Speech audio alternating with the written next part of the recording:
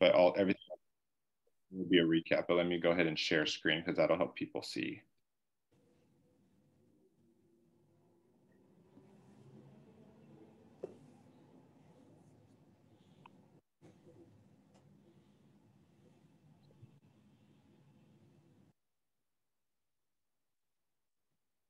And maybe as Jesse is pulling this up, from folks' review of the planning phase draft, are there particular things that we want to elevate? Again, not for a final decision today, but for continued interaction and dialogue over the course of the next couple of weeks. And so let's start out with that. If there's anything people want to pull out outside of the sort of goals and metrics, and then we can look directly at the goals and metrics.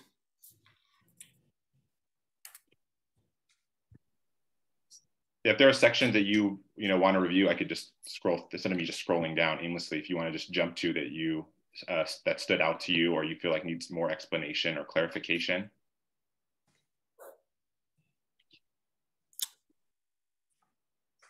Tony. I put this in the chat. I think it might be helpful in understanding the whole structure, at least for me, relative to our first conversation and what we're having now, is if you possibly give a little more detail about the stakeholder convenings, the role of that, and that we're using the convenings to really open up that dialogue to communities and other stakeholders. So I thought maybe some discussion about that before we jump into the other parts. Thanks, Tony. That's really helpful. And just as a reminder, this is sort of like a table of tables here. And so this is not the only set of people that are going to be participating in helping chart our course, but many of you are going to be charged with doing and compensated for doing community outreach and other types of convening. So Jesse, do you want to talk in a little bit more detail about what the expectations are there? Yeah, so I mean, as was discussed, I know some of you were on that meeting, right? Like just the HRTC, this is the decision-making body, right? The voting body. However, this is not the only, you're not the only entities who should provide feedback in this whole SURF process. So that is the point of the stakeholder group convening. I mean, we just kind of made the decision to do it by stakeholder group. I think some other regions are doing it maybe more regional standpoint. And that is, if you look to kind of these partners here on this list, your communities best. And it's not for, OCBC do the outreach to all these communities because we just don't have the contact. And so we've looked to a partner, kind of a deputy or lieutenant to try to say, well, this is how you can get, I was going to say goodwill, everyone in that workforce space to provide the input or to review the regional plan, right, which is the data and the strategies, and also ultimately as a group come up with, and I think the HRTC can decide this, well, what are our priority projects on behalf of the workforce entity stakeholder group? And then we have to bring it to, as Micah said, this table of tables, looking at what's the workforce entity's priorities, what is the environmental justice community's priorities, the business and business association priorities, and then come to some agreement ultimately on, hey, there's some alignment here. We can kind of have this kind of mega proposal. That's kind of the intent of the stakeholder groups, is to allow for greater outreach to be done. It's kind of another mechanism of outreach. But while the others in the outreach and engagement section, that's primarily, the specific a specific business or a specific resident or convening group. These are probably more your peers or colleagues in this space, right? Other organizations, or I would say education, right? Like there are far more educational institutions than that sit on this HRTC. How do you make sure that we're getting their input in this process? Although again, you have the vote, but how are we getting their input to make sure that education fully understands SURF and how we can engage with SURF? And so Tony, I don't know if that helps, or for the other people, if that helps, kind of why we're doing the stakeholder groups. Because I think, as we know, you are all representative of, but Orange County is much bigger than what will be this 80, plus or minus set of people representing the HRTC. Great, thanks, Jesse. Other things folks want to pull out for conversation as we work towards finalizing this.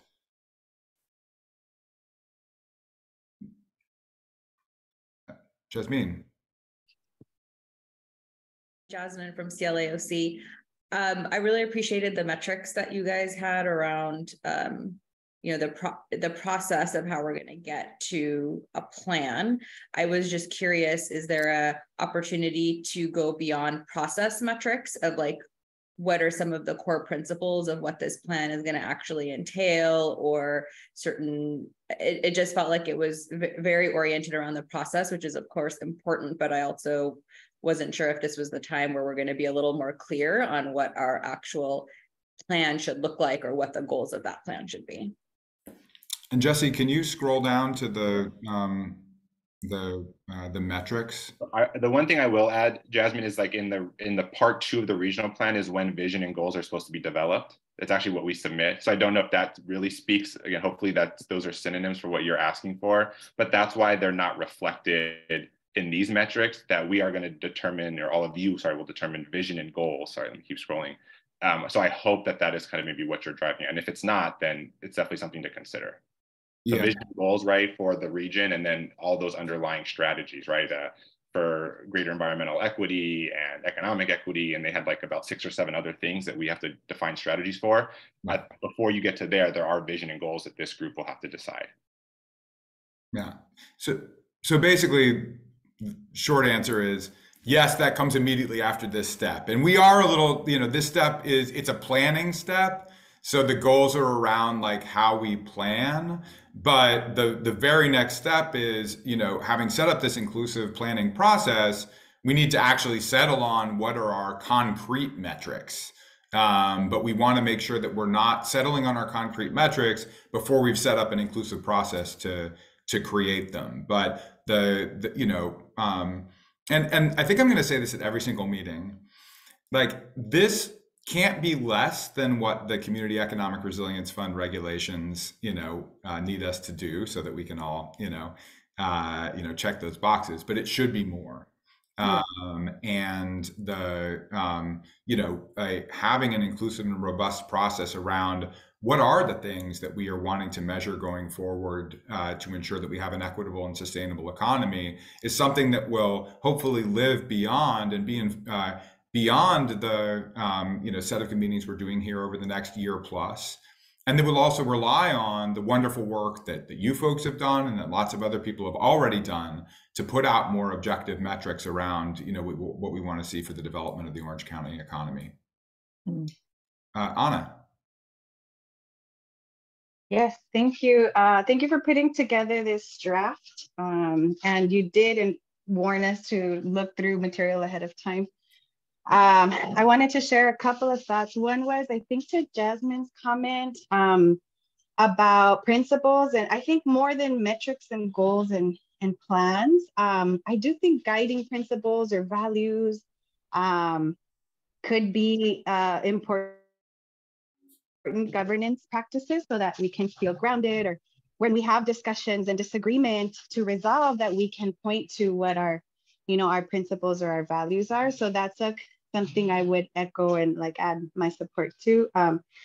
I was also thinking about the stakeholder breakdown, and I'm curious what types of decisions would be the ones to happen within stakeholder groups and what types of decisions require the whole.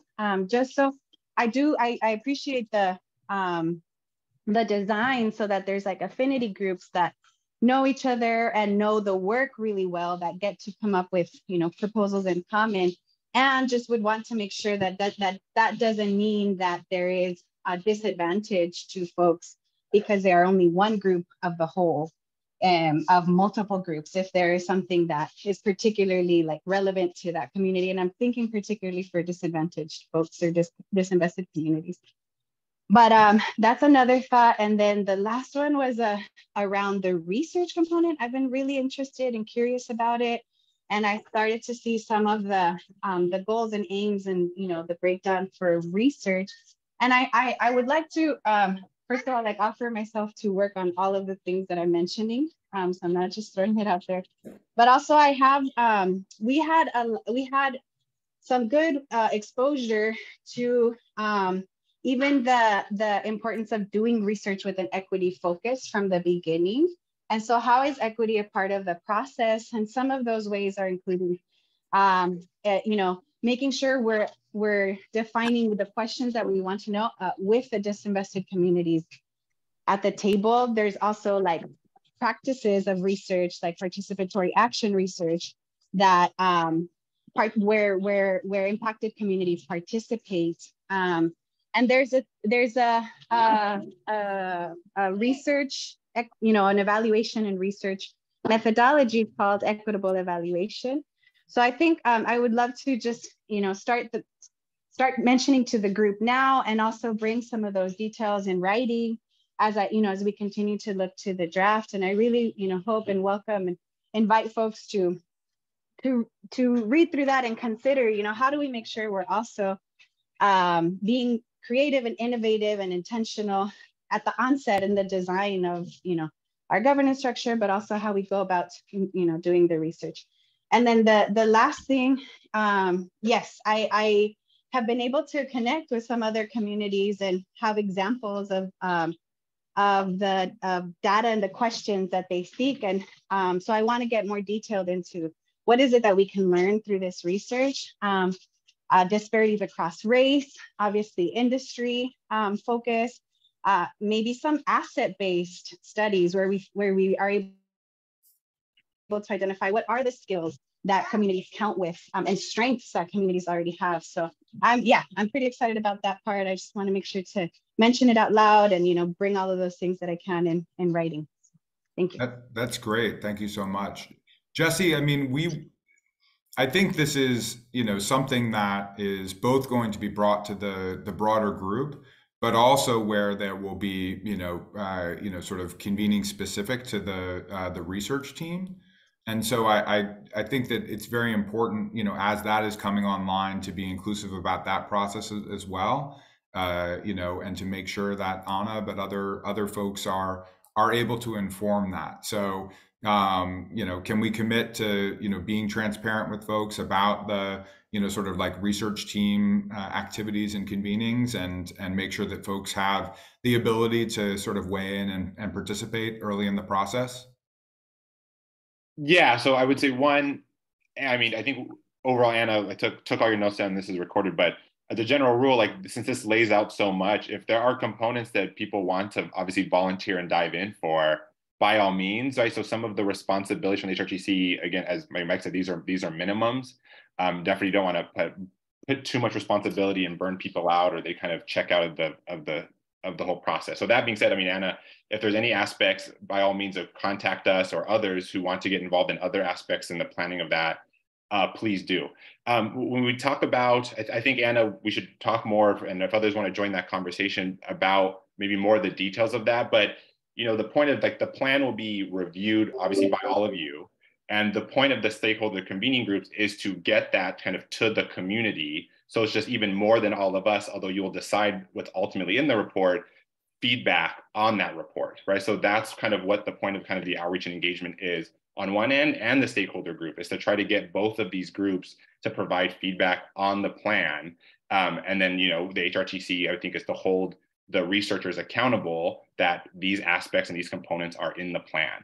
So again, the plan will not be approved without you. And so, comments like this is to kind of ensure that these get infused into the plan. Again, and obviously there's a big part, from equity, but again, all the other features of the SURF grant. And we kind of assume that people of certain stakeholder groups are the ones who are probably going to keep us honest in ensuring that it's as accurate and as in-depth as it needs to be. Hopefully that does answer some of the question. Thanks. Cesar.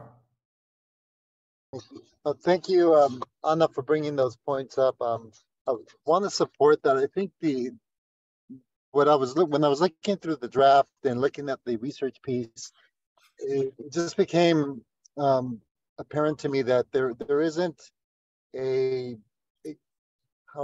would describe this as a intentionality to look at hyper local data, which is not going to be presented in traditional research, right? So trying to figure out a way to include that, I think, in the plan, maybe as a commitment, may be a good thing also, just to signal that we're doing something different. We're not just looking at our typical census data that's going to give us the traditional information.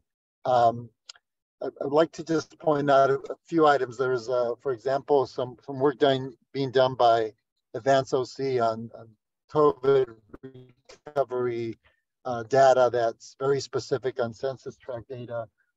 So I think that there's an opportunity to have some partnerships, but also be explicit in this plan that we are trying to do a little bit more to the extent that that data is available. Because the other part that we also are hearing from a recent research project with that UCI is involved with is that local hyper data may be challenging because you need to really connect with those groups on the ground, and that takes a different level of expertise and also engagement, right? Yeah, thank you so much, Cesar. I mean, yeah, it is definitely the intention of the research group to go beyond like, oh, let's do an American community survey, like draw and like, okay, box checked.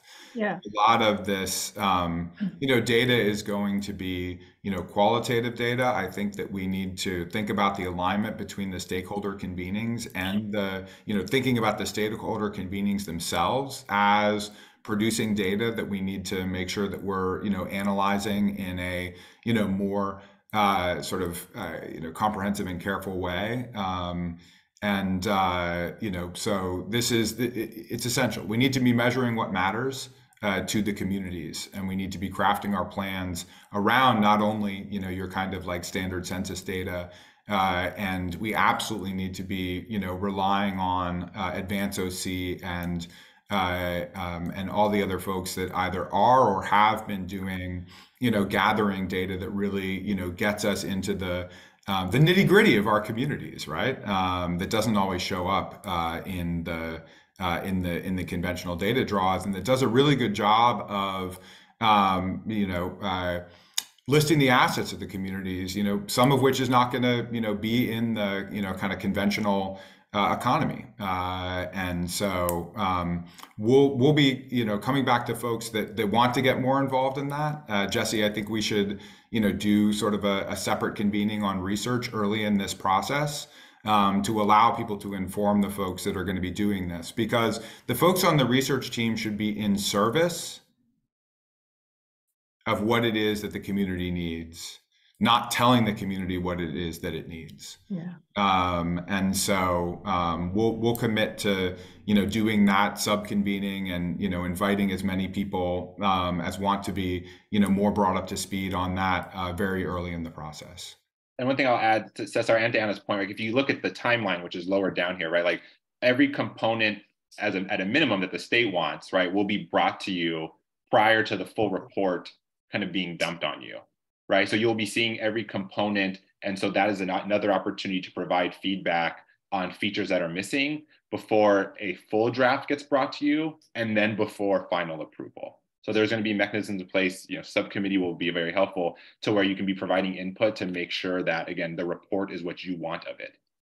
Yeah. So thank you for that. And then I'd like to just also volunteer myself for that, as Anna just mentioned. Sure. The stakeholder group gets together ahead of time to start talking about that, happy to participate. Sure. Great. We will do that. And also, Tony, we've noted your written comments. I think we want to make a couple of those revisions, Jesse, around the plan to make sure that the plan is reflective of this. Also, just to call it out again, some people, participate frequently on Zoom. It's a very large group. We really can't get the, sort of depth and richness of everybody's participation in these meetings. So please, please reach out to us over email. We can set up other calls. Not everything, this isn't a Brown Act type situation. Like not everything, needs to be, done within the context of these meetings. And again, today, I think we're having a terrific conversation, but I don't want our very next set of conversations about this only to happen during that hour on April 14th. Mm-hmm. So, let's make sure to be, communicating about things between now and then so that we can bring back a plan that folks feel, very good about to submit on the 17th. All right. Any other comments on the planning phase draft that folks want to lift up? And then we also want to make sure to get Jesse's report out from the good time, fun 7-hour state convening that he did. But any other comments on the planning phase draft before we move forward?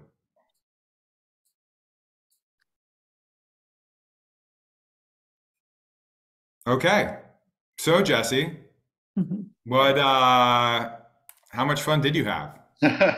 As much fun as I think is possible to have a bunch of regional conveners and fiscal agents in one place.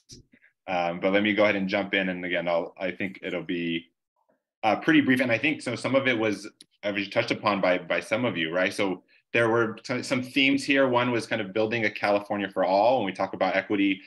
So there's a book called Solidarity Economics by kind of two professors. So you have Manuel Pastor out of USC, and then I think, let me try to pull up, and then Chris Benner out of UC Santa Cruz. So they wrote a book. The link is there. It's actually a free book, again, more about truly what kind of an equitable economy means and the economic benefits of that. But I did kind of just pull out some kind of major threads or highlights. And they kind of, as they said, racial economic equality is probably the best opportunity for economic growth. When you think about those who haven't had the economic opportunity, if you could kind of, as best as you can, bring them to like the median, there's a tremendous amount of just of economic output there. And GDP growth and higher income levels. And so that's one way to look at it, that they're not mutually exclusive to have racial economic equity and have strong economic growth. They said, that's language is important. It's our community, not it's our economy, not the economy, right? So, I mean, we make up the economy, our actions, the jobs that we do, the decisions that we make, and how we kind of spend our money, that, we make up the economy. So don't, like, if we reference the economy as some other thing, it's not like we are it. And so, like, when we think about our communities, our community is part of our economy. And then economic equity, and this is actually something Micah also said at the last meeting, right, is probably the answer to economic growth. It's not something you just kind of sprinkle on. It's not just some other thing. It has to be kind of embedded in everything that we're talking about here. They have a big principle of mutuality, again, understanding that people act with altruism, trust, and collaboration, and not just competition, which is the typical, just pure capitalist model that's kind of represented, that we kind of are far more complicated than that, and that we have to understand that people act with these behaviors as well, and we should try to lean into these, especially if we think about something like SURF. And it's brought up by Nancy, right, the growth of kind of care work, and that from an income, from a wage level, they're not what they should be, and that those are very much skilled jobs as other skilled jobs are, and so trying to recognize the true value of those jobs. And again, we have First Five here. I think they're doing a big push on supporting that industry. And so that's where, First Five, like childcare, what does childcare fit into SURF? When you talk about economic resiliency, number one, it underpins our entire economy, but it's an industry in and of itself that could kind of be, very important kind of when it comes to SURF. And they said, I think these are some thought-provoking things that they brought up, and things that we think about as we kind of move forward with this. How do we prioritize untraditional economic development strategy? So the current ones have worked for those who have currently benefited, but currently the status quo doesn't work for everybody. And so what are going to be these untraditional things? How do we facilitate structural changes in industry dynamics? And how do we invest in movements for an inclusive economy? So movements kind of naturally shift power structures. And so how do we kind of get that? How do we enable that and induce that kind of through the SURF process and what we're building kind of beyond SURF? And I think you said this too, I recognize the assets. Sometimes disinvested communities is always, they're missing this, they're missing that, or they need this. And it's always like a they, and actually, I think Josefa said this, right? That there's a kind of entrepreneurialism and hard work, and there are skills there. And so kind of recognizing those assets and then build them up, or then find gaps to support kind of the strength of the assets that they do have. Creating and developing with and not for the community and labor, that was already brought up by several of you, and just thinking about the policies and platforms that can kind of lift people up. So that was a priority of kind of that conversation. Also brought up prior to even me presenting this, right? So building a table that centers around prosperity. So us thinking about now more so, what's the inclusion in design, or what's an inclusion design and structure? Are we truly having meaningful participation, not just having people show up, right? And then making sure that, again, non-traditional economic players are given extra focus, which was the feedback already given to me, to be a lot more intentional, to spend 2, 3, 4 rounds of conversations to kind of get people on board. Making sure that the process that is participatory, right? We have to have engagement with accountability. So yes, we're going to do outreach and engagement, but thinking about, you don't just have them do the survey and then you never report back on what they said or what were the outcomes given their feedback, but keeping yourself accountable, and understanding that when we're talking about driving solutions, that the people closest to it may already have the solution, and it's about trying to implement it. And then, how can our decisions actually affect the feedback we receive? So we're going to do outreach engagement to the communities. Let's ensure that we're not just discarding it, for what we think is still best, and really allow that to kind of influence the decisions we're going to make, both from a strategy standpoint, but also from a project standpoint. And equitable outcomes, that's a big priority of SURF. And so when we have to think about it into also what is said, how do we ensure that there are strong metrics, that are we distributing the resources and the design of these projects to truly meet, state equity goals, but the resiliency goals, and how will this process support difficult conversations about where to invest in advance equity and resilience? As Micah said, California can spend $500 million by noon. This is, in many ways, it's a lot. It is a lot of money. You don't want to dismiss that, but it is kind of a drop in the bucket when you think about even Orange County's economy alone is $300 billion. Right. And so what can SURF really catalyze? That's going to be kind of important for us. And again, to make sure that we can kind of bridge certain divides here. And that's going to be a huge outcome of SURF. And then some others. One that's a big one, they're actually probably going to disregard SURF altogether. So whenever I'm told to stop using that term, I will. So just be on the lookout for that. And that for primarily the regional conveners, but many of you might be contacted as well, is there is an evaluation process. That SURF is new to everybody, and the state is looking at the 13 different regions to do it 13 different ways, and to analyze kind of what are the successes and the misses of each region, and maybe they can then come up with a kind of a best practice from that. So that's primarily on the regional convener kind of work that they're going to be working primarily through us, but there is an evaluation process to kind of determine the success of SURF, and just kind of SURF and be on the lookout for that. And I think with that, I think we can stop, and we have a couple more minutes to spare if there are any last kind of questions or comments. Well, the thing that's coming through for me is that, the state and the folks that are looking at this are looking at it in a very similar way to, the conversation that we just had. And so that they hopefully, having had these conversations with them as, we crafted this, this law together, one of the things that we, said is look, this is going to be messy, right? This isn't going to be, like your kind of conventional program where you add X jobs, you get Y money, and then, that's it, right? Really engaging with the community, really, doing things in a different way is something that, is fundamentally taking on the status quo. And that is, can be a little bit of a messy process. Linda, you wanted to add something? Oh, Micah, I just have to say, any of us that have worked with these kinds of programs have always had a template or a framework imposed upon us. And in many cases, we've had to sort of nudge and move around it and so forth to make it work for us. In other words, a one-size-fits-all approach. This is unique in that, as heavy a lift and as messy as it will be for all of us, it's just a huge opportunity. It's truly a unique situation where the California state is saying, no, we want you to customize something that's really going to deliver on your economy.